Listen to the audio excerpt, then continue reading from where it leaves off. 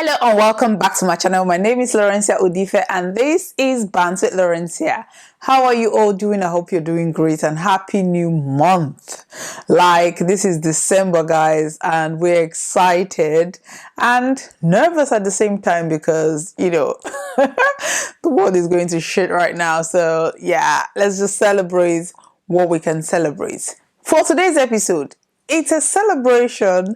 A shocking celebration, actually, because, hey, we're going to be talking about Nollywood actress Chacha Eke. Funny, because according to Chacha, she has gone back to her husband. Yes, yes, guys. I mean, online in-law job, like I always say this, it's draining because sometimes you want to support people who come out and cry online talking about, their domestic abuse situation or things that they are going through in their marriages, in their relationship, and you want to sympathize or empathize with these people. But before 2 market days, they will come out and say, all is well. I mean, I am happy for her, but at the same time, it's just like, okay, where do we go from here? Like, what is actually happening? Like, I don't know. So, for those of you who don't know Chacha Eke Fanny or who are not familiar with the story, let me just bring you up to speed. Chacha has been married for, over a decade now. She has 4 children. The issue actually started, she came out online in 2020 to allege that her husband, Austin Fanny, is after her, wants to end her life. Austin is this, Austin is that. She said she's making this video to tell the whole world that she's done with the marriage, that she's leaving the marriage. At that point in time, Chacha was actually pregnant for the 4th child.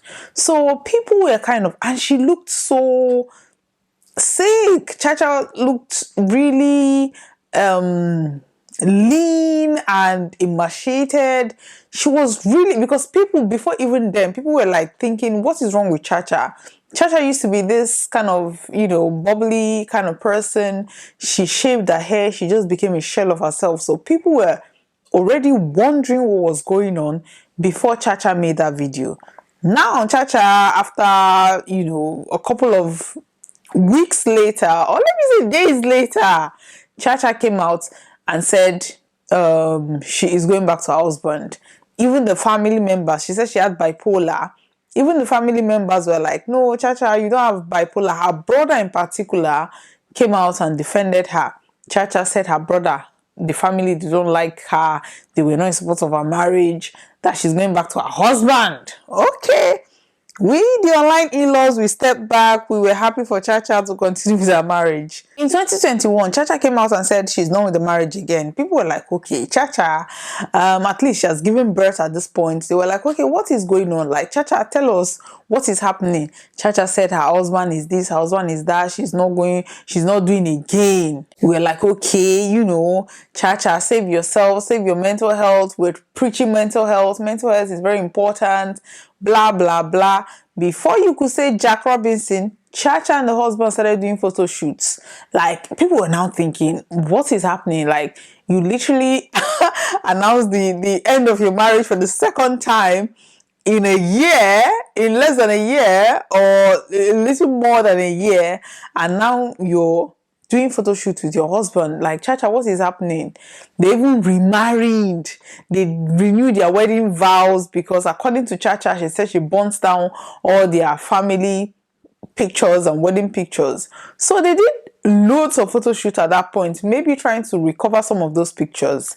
Now, before you could say Jack, Chacha released a statement on social media saying that her marriage has ended. Like, she would rather live alive than live in a coffin. People were like, is it that bad? Like, how could he get to that level of you making such an audacious statement online? People supported Chacha. Even the husband came out and said that time will tell, that Chacha is not normal, Chacha is this, Chacha is that.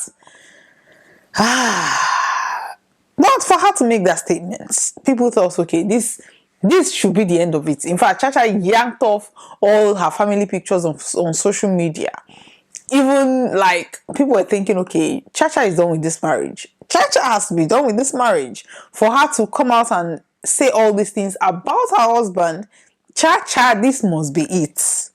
We were sitting there minding our business, a couple of days ago. Chacha went to a church, I think it was a church, but it was kind of mental health awareness. By the way, when Chacha went back to her husband, she started advocating for mental health. Chacha made a whole lot of video talking about she not being mentally okay, that she has bipolar disorder. She kind of took the mantle of, creating awareness for mental health, which is fine. People were happy about it because in Nigeria or in Africa, people don't really take mental health seriously. Like, unless you're roaming the streets, literally wearing rags, people don't really think of you as, even if you say you're depressed, people look at you and think, just get over it. What are you thinking about? Like, okay, if you're thinking about a breakup, get over it. If you're thinking about having money, go and get money.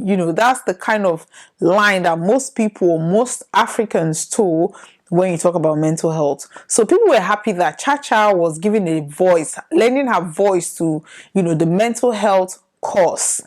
Now, we were just sitting there minding our business. We saw Chacha. Chacha released the video. Or there was initially video circulating on social media that Chacha has returned to her husband. Chacha was in a church talking about mental health, talking about her bipolar disorder, giving history, how she was pregnant, she had bipolar. Listen, I am just going to play that video for you because I don't just want to ram about, like, it is a long video, but just listen to what Chacha has to say. My name is Charity. I am popularly known as Chacha. I am a wife, a mother, Nollywood actress, and founder, Meticulous People Foundation. Thank you.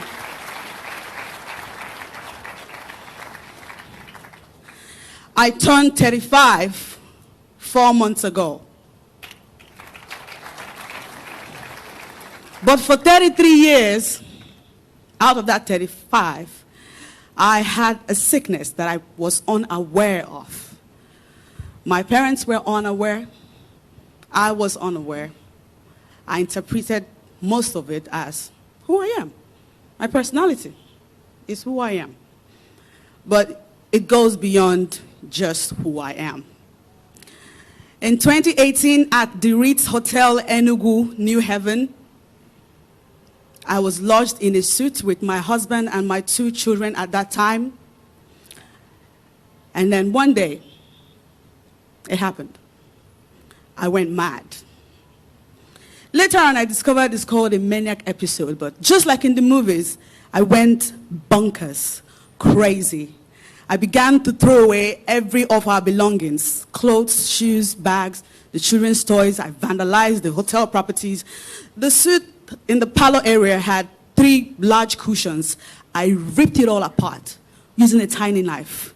It was nothing but madness. That madness was contained in just that room by my husband, who was wearing only the clothes that he had on when I was throwing away everything. Same goes for my children. That incident was so intense that what I needed was a trip to the hospital. But I didn't go to the hospital because my husband and I, who is seated here with me, supported me. Baby, please rise. We attributed it to demonic attack, voodoo, marine spirits, somebody not somewhere. Now, we kept saying. Oh, it's Nollywood. You can get really envious in that industry. Oh, it's my father and my mother. They never supported this marriage. Oh, I think it's your family. I think it's you, my husband. I think it's you. Because since I married you, my life just started going haywire. It was always one suspicion after another, one false accusation after another. I survived the Ritz, but I had yet another maniac episode in 2020 here in Delta State, Asaba. I was on the laptop writing script after script. Writing is my hobby. My husband was on his way to Lagos to sign a contract with our company, between our company and yet another production company. And before I could realize what was going on with me, I went mad again. And I began to destroy things around the house. I broke televisions, chandelier lights. I burnt all my clothes and my children's clothes. Just like I did in Enugu, I reduced everything that we owned to trash. And no, it didn't take one day. It was 3 to 4 days intense madness. On the 4th day, I didn't eat at all. I was only drinking water. I felt I had superpowers. I felt I was receiving a message from the divine. Or I felt like somebody was manipulating me because there was 2 entities all of a sudden. There was me watching me that couldn't stop that me in action. They had to bound me hands and legs to the hospital. And then I was still, just like in the movies, crazy. It was now at the hospital, First Delta American Hospital here in Asaba, that Dr. Isioma Okoba, alongside a psychiatrist, Dr. Nebe, diagnosed me of bipolar disorder. I had heard that name in the movie, but because I'm an actor, that name seemed fictitious. It felt like a name that they had to come up with to buttress a character or a characterization. I didn't take that news pleasantly because it was not a pleasant news. Because what do you mean? Do you know who I am? Chacha. I am way too beautiful, way too talented, way too brilliant to have what they call in my area a little bit of scoring. And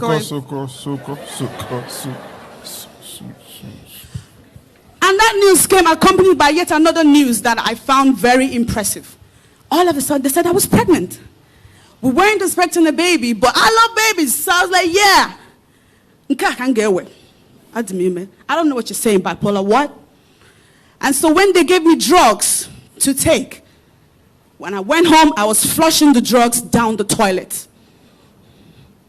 I had a friend, I still have a friend in the US, who bought me pills worth thousands of dollars. It was a 6-month supply for the disorder. But my head didn't agree with that news. So I called her and said, I won't take them. The Lord told me in my sleep that those drugs are not for me, I'm fine. And then I now attached the news of the pregnancy to my denial, saying that if I keep taking these drugs, the tendencies of the baby in my stomach coming out as imbecile is there. So no, I'm not going to take it.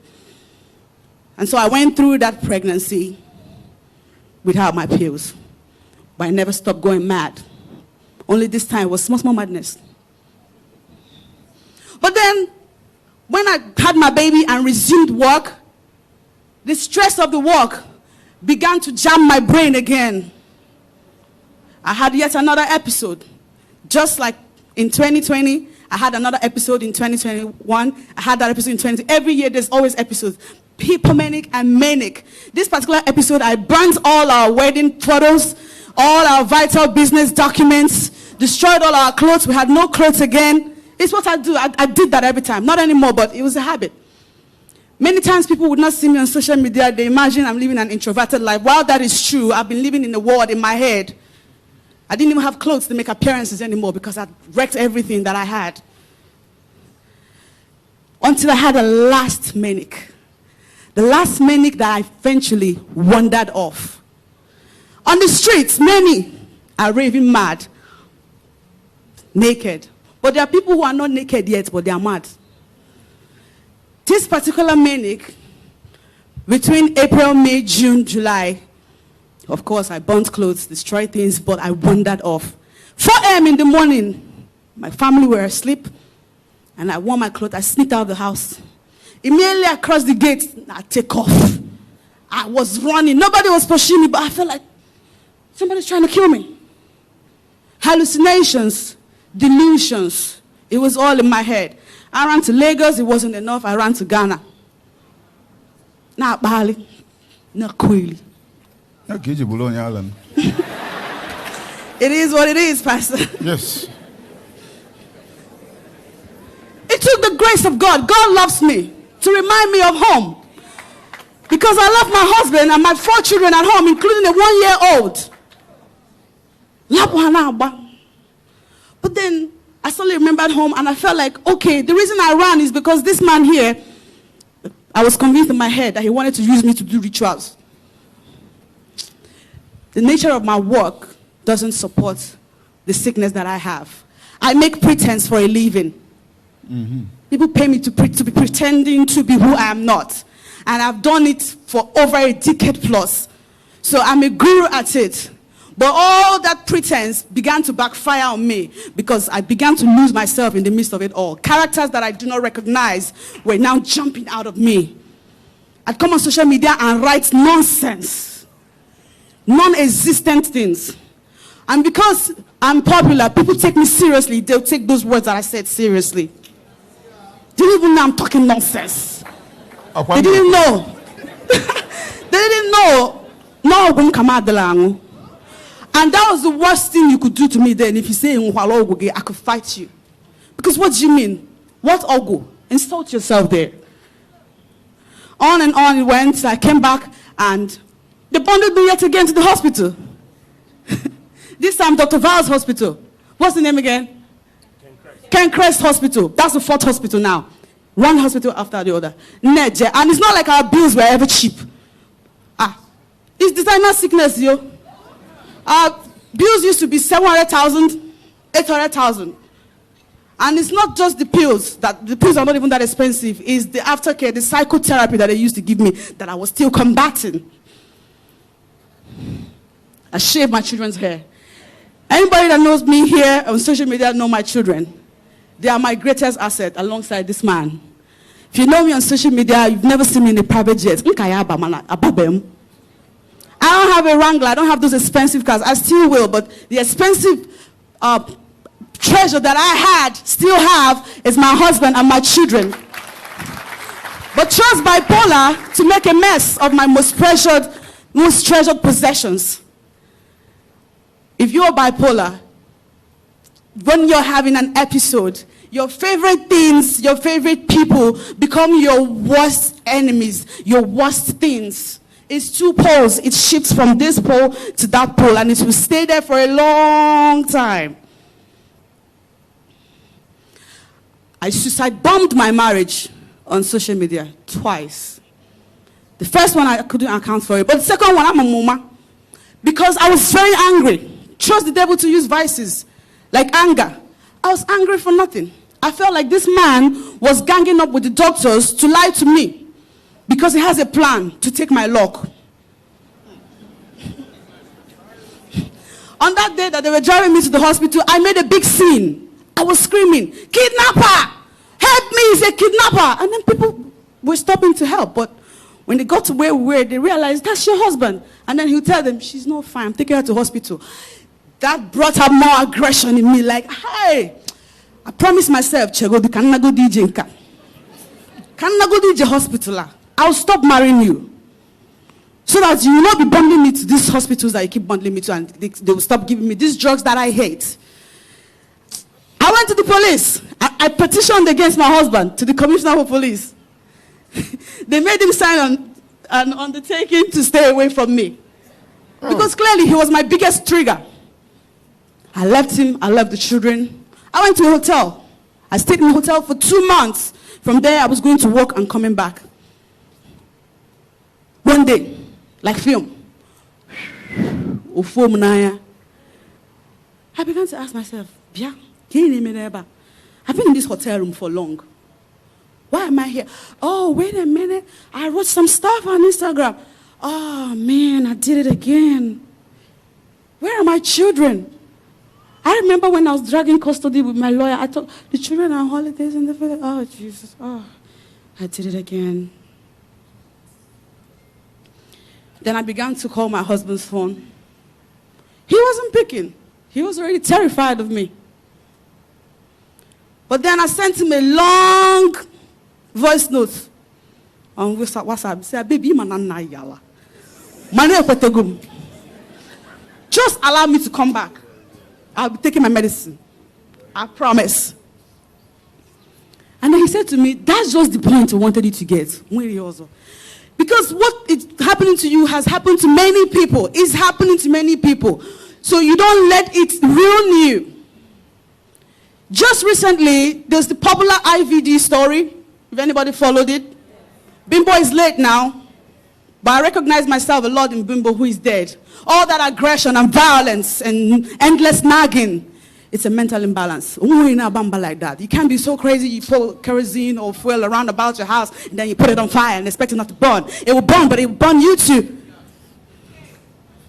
I have this injury to show for all the times that I smashed floor tiles, was breaking windows so I could jump out. Chacha, go. I'm just trying to say that so many people are here listening to me, and they're just like me. Some of them know about it, some don't know. So I'm bringing you the same gospel that Jesus brought to the people. Consciousness, awareness, knowingness. What you don't know is your mountain. From the moment I realized that bipolar makes me unstable in my moods and in my dealings with people, I began to make conscious efforts to be a better person. I started to take my pills, which some people that are mentally unstable should take. Now, the pills repairs brain cells, because my brain for 33 years faced a lot of damage. Imagine being sick and not taking drugs. You only get worse. If you have anger issues, the kind that never goes away until you take out your anger or vexation on something or someone, my dear, you have a mental problem. If you feel so bitter and saddened, so much so that you inflict injury on self, you have mental illness. If you have delusions, hallucinations, if you're out of touch with reality, euphoria, you have mental illness. And mental illness can be inherited. Some of us are born with it, some of us acquire it through trauma, poverty, and living a stressful life. Many women are unmarried today because it's a mental illness. Because there's no break in your brain cells. It just keeps flowing. You can't even put a stop button to it. The brain never shuts down. Please do not let the shame and stigma of being attached to mental illness make you shy away. You'll be doing yourself a great disservice if you do that. Thank you so much. Thank you. So, listening to this video, I mean, I don't even know how to approach this anymore. So all I can say is that I wish Chacha all the best. Like this, I don't think anybody wants to wish this upon anybody. I don't even think anybody, like mental health, the long and short story is that we should take care of our mental health. One other thing is that the way people handle fame is different. There was this other Big Brother Niger lady that went, according to the reports, went crazy. So before people ask for fame, I just think that you have to be mentally prepared for certain things. If you're going to go into the entertainment industry, I mean, nobody goes into all these things thinking, okay, I'm going to be bigger than, like a massive star or a superstar. Yeah, they want to be successful, but I don't think they were prepared for the mental stress that is going to cause on their own health. So I think people should just take care of their mental health. If you're trying to get into something that you know is going to affect your mental health, seek therapy, seek counseling. Sit down and ask yourself, can I handle this? And if you cannot handle that thing, look for alternative. What I'm trying to say is manage your mental health regardless. If you know that there is something going on within you that is making you act the way on a normal day you will not act, seek counseling, seek advice, seek medical help. There is nothing wrong. There's no shame in you having a mental challenge or mental breakdown. Like people, there is this degree of madness that everybody has or have in them that something can trigger it. And once that thing is triggered, then, it's like a genie. You can't put it back in that bottle. So you just have to manage it as you go on or deal with it. So we don't know what is triggering Chacha, but I think that is something that she needs to kind of find out what that thing is.